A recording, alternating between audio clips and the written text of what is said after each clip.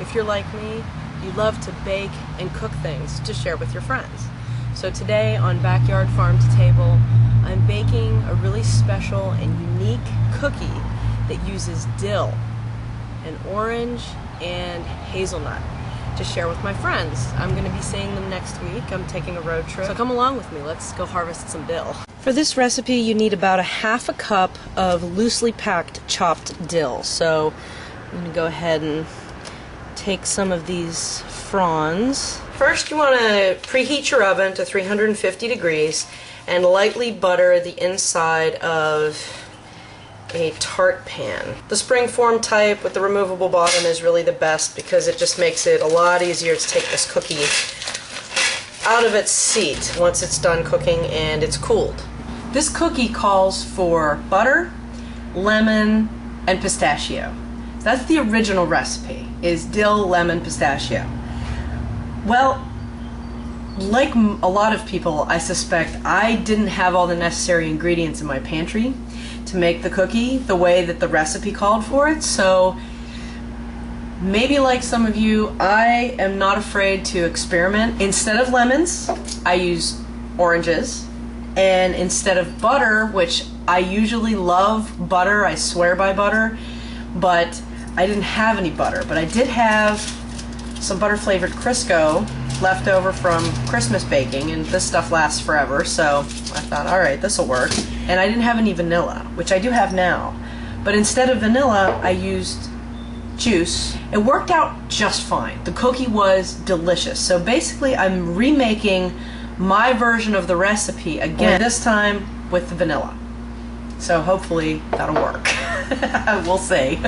Once you get your oven ready and your pan buttered, you want to sift your dry ingredients into a bowl and set aside.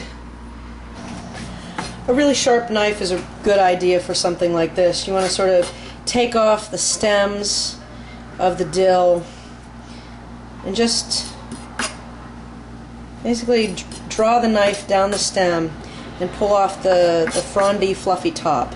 There's nothing wrong with leaving the stems on, but they're not as tender as the tops, as is this fluffy stuff at the top. I know that's a technical term, fluffy stuff. But I know that it just makes sense to take off these thicker parts like that, so that you don't end up with a stem of dill in your mouth when you chew into this cookie. That could be kind of jarring. You really want the ingredients to blend together, and I've found that this works really well. The really thin parts of the stem up by the top, that's no big deal. That'll chop right up.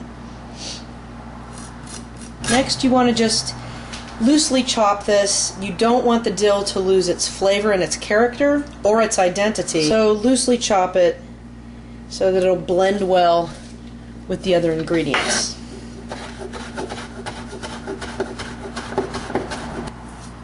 Okay. That ought to do it. There we go. Nice pile of really fresh dill. Smells good too. Okay, now on to, put this in my cup here. Now I'm going to move on to the orange. Now I have a microplane for the purpose of this orange, and I'm just going to run this orange down the microplane to really get some nice zest. About a tablespoon-ish. I usually get a little generous with this. I really like the orange flavor, so I'll probably put in a little bit more than a tablespoon, but that's okay. This is a really nice, fresh flavor, and it melds really well with the dill. So like I said, I'm adjusting this recipe to my own tastes and to the limits of my pantry. I know that baking is much more chemistry than experimentation, and you really have to be careful with things like baking powder, baking soda, flour, sugar, but this recipe I found just by experimenting with it is really forgiving, so I recommend that you do the same.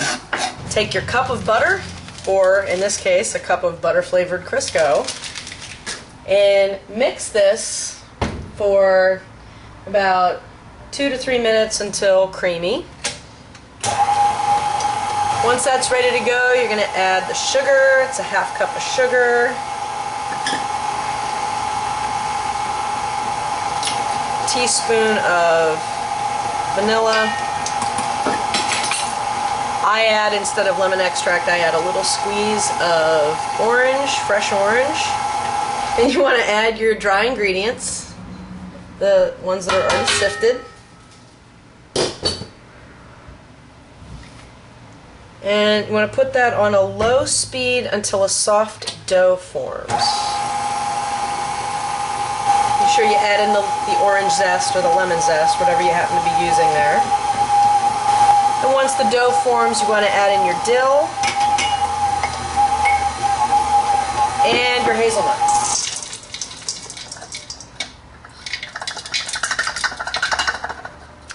Because I add a little bit more liquid with the squeeze of orange juice, and extract is a little different than straight juice, I beef up this recipe with a little bit more nuts. The recipe calls for a cup of nuts. I use just a little bit more than that because that sort of beefs up the cookie itself, so it won't fall apart. It won't get soggy. It won't be, gross. You still have a light, fluffy, held together cookie that's solid.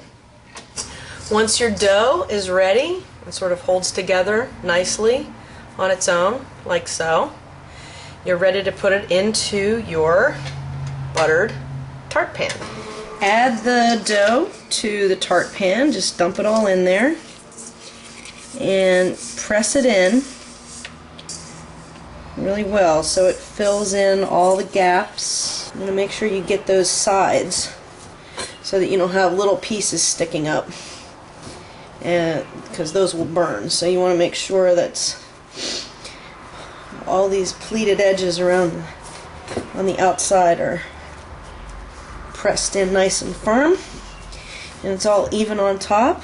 Okay, and then you want to take a fork and just stick the top sort of as pretty frequently, and that lets steam escape, and it will allow this cookie to keep its tart shape and it won't poof up. I'm just taking a little bit of granulated sugar, just regular granulated sugar, and sprinkling along the top, and this will create a really nice crunchy crust.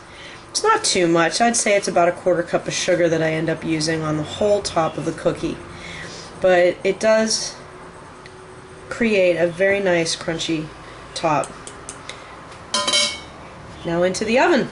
Once the cookie is done, after about 35-40 minutes, you want to place it, you keep it in the tart pan and place it on a wire rack to cool for about 10 minutes. This will allow it to set up. Once the cookie is cool enough to handle with your bare hands, it could be fully cool or it could just be cool enough. I'm going to remove the tart pan and then slide it off the base. Slide the base out underneath it here, and then allow it to sit on the rack and cool completely before you can break it apart into pieces and enjoy. Once the cookie is cooled, you can break it apart. You can put it on a plate and have your friends just break off pieces, or you can break it apart into pieces in advance. But as you can see, this is what it looks like on the top. This is what it looks like inside. I don't know if you can see the little pieces of hazelnut and dill in there, but I think you'll really enjoy this cookie.